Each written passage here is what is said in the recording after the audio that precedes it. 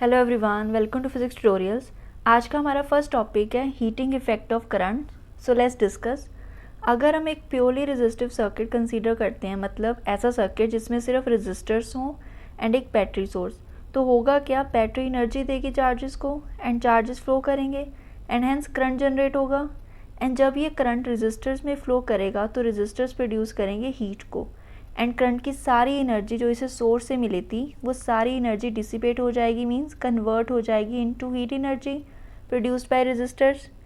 इसी फिनोमिना को हम कहते हैं हीटिंग इफेक्ट ऑफ करंट और जूल हीटिंग। सो डेफिनेशन देख लेते हैं। The phenomena of the production of heat in a resistor by the flow of an electric current through it is called heating effect of current, और इसको हम joule heating भी कह देते हैं। नेक्स्ट है अब cause of heating effect of current. अगर हम किसी कंडक्टर के एंड्स के अक्रॉस पोटेंशियल डिफरेंस अप्लाई करते हैं यूजिंग सम बैटरी सोर्स, जो इसमें फ्री इलेक्ट्रॉन्स होंगे वो एक्सेलरेट करेंगे इनटू ऑपोजिट डायरेक्शन एंड इन सब की स्पीड के एवरेज को हम कहते हैं drift velocity V. D but drift एक सर्टेन वैल्यू से ज़्यादा इंक्रीज नहीं करेगी बिकॉज ड्यूरिंग मोशन ये जो इलेक्ट्रॉन्स हैं ये कोलाइड करते हैं with positive metal ions and जो फ्री इलेक्ट्रॉन्स ने काइनेटिक एनर्जी गेन करी होती है during relaxation time between collisions, वो काइनेटिक एनर्जी ट्रांसफर हो जाती है to metal ions during collisions and hence metal ions more violently vibrate करने लगते हैं about their mean position. So average kinetic energy of ions increase हो जाती है। इसी वजह से कंडक्टर का टेम्परेचर भी इंक्रीज हो जाता है and hence conductor heat up हो जाता है due to flow of current. अब इलेक्ट्रिक करंट फ्लो करता है कंडक्टर में due to energy provided by the source and hence हम कह सकते हैं कि electric energy provided by the source converted into heat. So this is the cause of heating effect of current. Next अब हम एक्सप्रेशन डिराइव करते हैं for heat जो रेजिस्टर में प्रोड्यूस होगी when current flows in a resistor. So consider a conductor A B of resistance R and a source जो potential difference maintain करेगी of V volts between the ends A and B and steady current I flow करेगा from A to B. अब जो charge flow करेगा from A to B in time T वो होगा Q is equals to I T. So लिख लेते हैं the amount of charge that flows from A to B in time t is Q is equals to IT.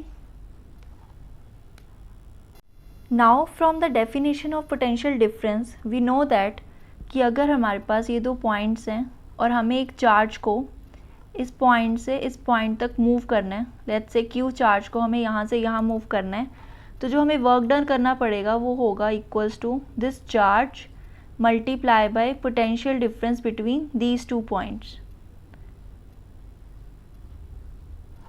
So using this, work done in moving a charge from A to B will be, therefore work done in moving a charge Q from A to B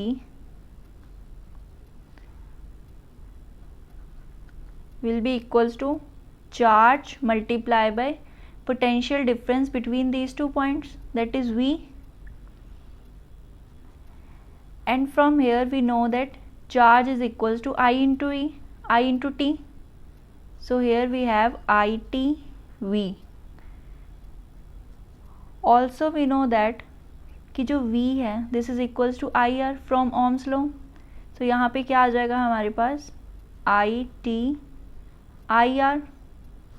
So finally work done is equals to I square RT, and this is from Ohm's law.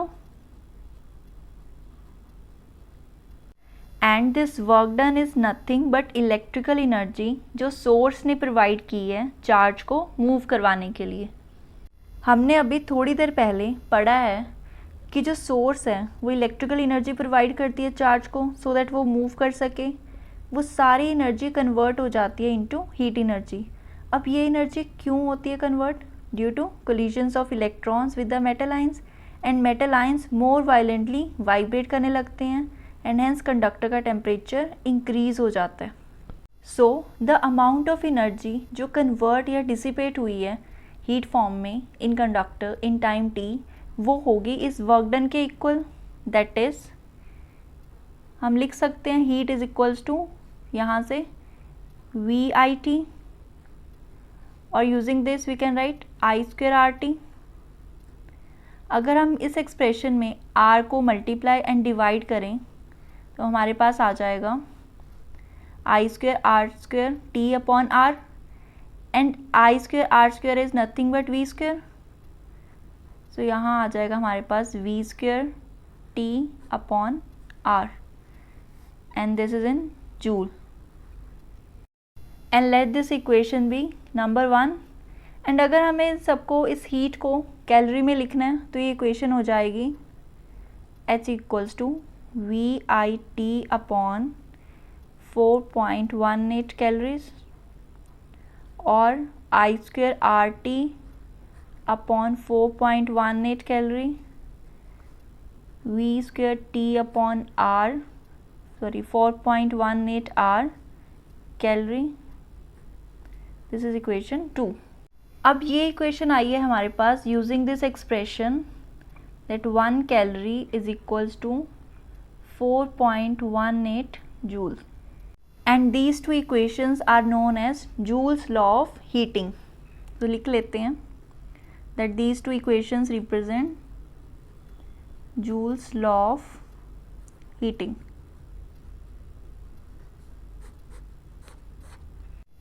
अब हम इस equation से कह सकते हैं that heat produced in a resistor is directly proportional to the square of current for given are.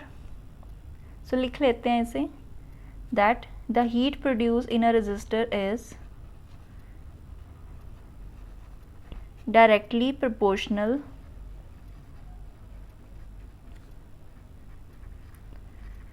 to the square of current for a given value of resistance.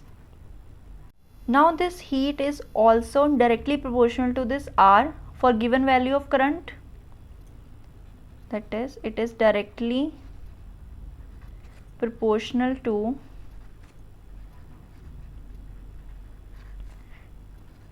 the resistance R for a given value of current। And अगर हम यहाँ V को fix करते हैं then we can say कि जो heat है it is inversely proportional to the resistance. So heat produce in a resistor is inversely proportional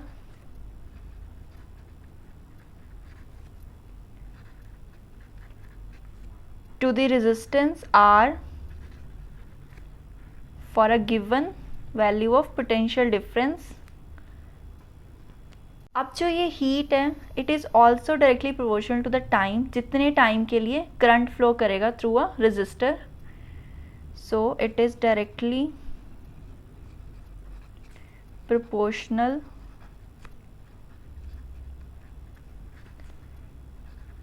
to the time t for which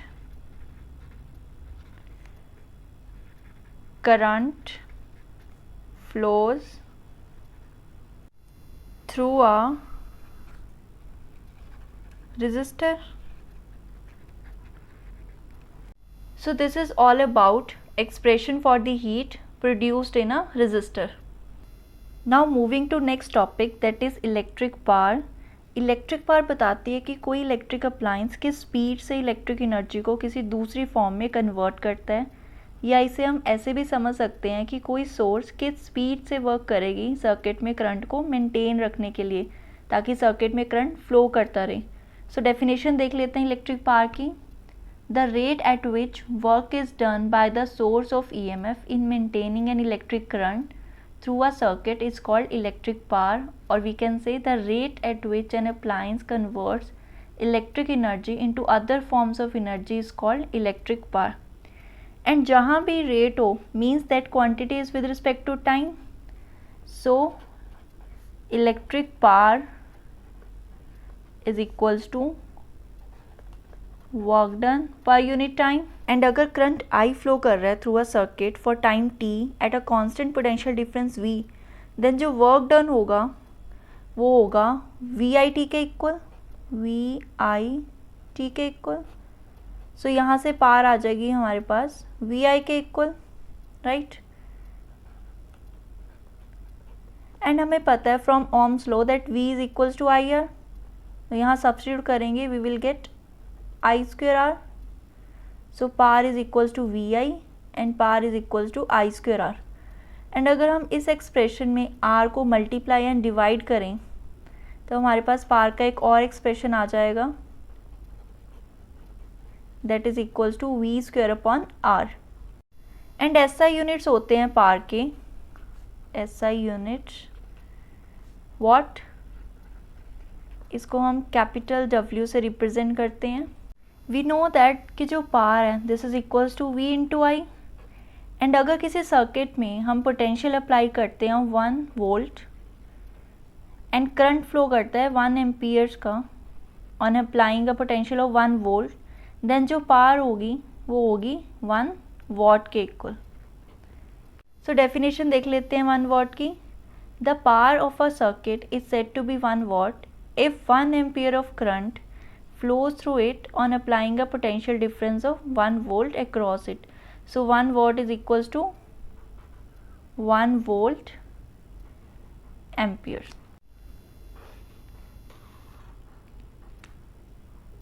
अब जो बिगर यूनिट्स होते हैं इलेक्ट्रिक पावर के वो होते हैं kilowatt and megawatt. And 1 kilowatt होता है इक्वल्स टू 1000 वॉट के. एंड 1 मेगावाट होता है equals to 10 to the power 6 watt के. एंड जो कमर्शियल यूनिट होते हैं पावर के वो होते हैं कमर्शियल यूनिट, वो होते हैं हॉर्स पावर. इसको हम HP से रिप्रेजेंट करते हैं.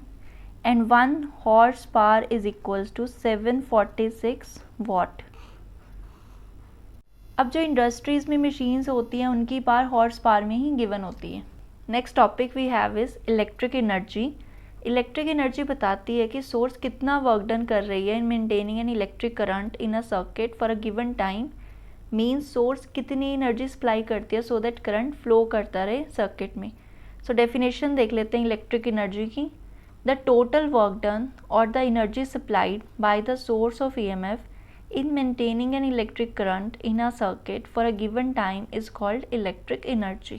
अब जो इलेक्ट्रिक एनर्जी डिपेंड करती है पावर ऑफ द अप्लायंस पे जिसको हमने सर्किट में लगा रखा है एंड टाइम पर. So electric energy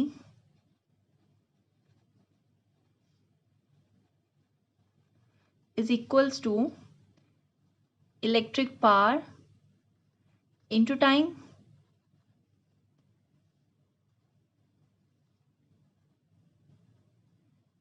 And we know that power is equals to VI. तो यहाँ से एनर्जी कितनी आ जाएगी VIT. And using Ohm's law यहाँ अगर V की वैल्यू पुट करेंगे इक्वल्स टू IR तो हमारे पास एनर्जी की वैल्यू आ जाएगी I square RT and this is in joules. Now SI units of electric energy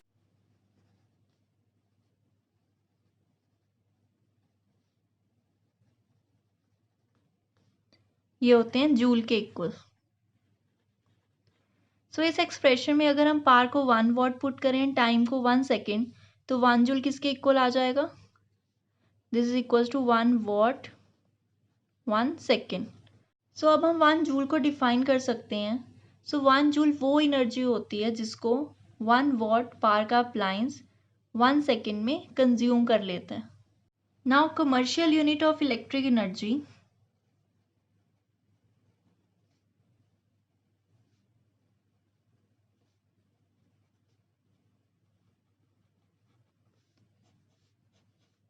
commercial units होते हैं इलेक्ट्रिक एनर्जी के kilowatt hour,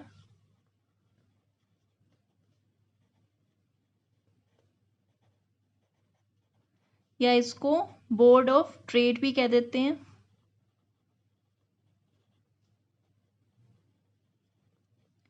BOT unit. And 1 kilowatt hour is equals to, kilo की जगह हम 1000 लिख सकते हैं, so 1000 watt hour, and in place of hour यहाँ आ जाएगा 3600, सो ये हो जाएगा 1000 watt into 3600 seconds.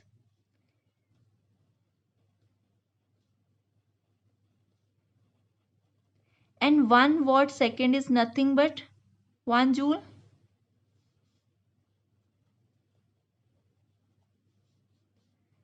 So 1 kilowatt hour हमारे पास आ गया equals to 3.6 into 10 to the power 6 joules.